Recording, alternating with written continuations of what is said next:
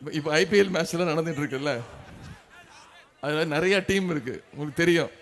இந்த டீம் எல்லாம் வந்து எல்லாருமே இந்தியாவுக்கு தான் ஆடுவாங்க, எல்லாருமே இந்தியா டீமுக்கு தான் ஆடுவாங்க. ஆனால் இந்த ஐபிஎல் மேட்ச்சுக்கு வரும்போது மட்டும் எல்லாத்தையும் ஏலத்தில் எடுப்பாங்க. ஏலத்திலலாம் பார்த்துருப்பீங்க, 10 லட்சம் இல்லை 15 லட்சம் இல்லை 20 லட்சம் அப்படின்னு தான் எடுப்பாங்க. ஐபிஎல்லும் அதிமுகவும் ஒன்று. ஐபிஎல்ல பார்த்துட்டீங்கன்னா நிறைய அணிகள் இருக்கும். சென்னை அணி, குஜராத் அணி, டெல்லி அணி, மும்பை அணி, ராஜஸ்தான் அணி, இப்படி நிறைய அணிகள் இருக்குல்ல.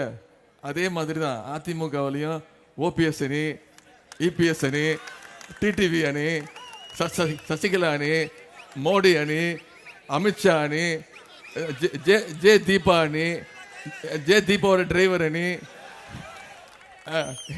எல்லாம் காசுக்காக நடத்திக்கிட்டு இருக்கிறாங்க. நான் கடைசியாக உங்ககிட்ட கேட்கறது, தலைவர் உங்ககிட்ட வந்து அடுத்த பிரச்சாரத்தை மேற்கொள்வார்.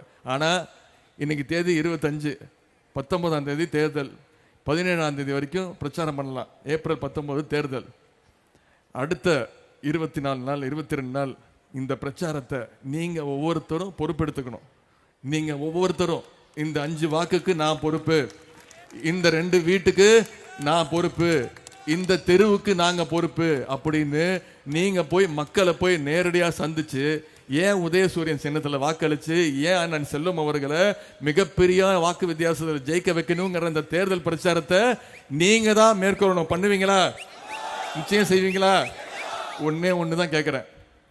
ஜூன் 4ஆம் தேதி வாக்கு எண்ணிக்கை, கரெக்டா? தேர்தல் ரிசல்ட் ஜூன் 4ஆம் தேதி. ஜூன் 3ஆம் தேதி என்ன? முத்தமிழர் டாக்டர் கலைஞருடைய 100வது பிறந்த நாள்.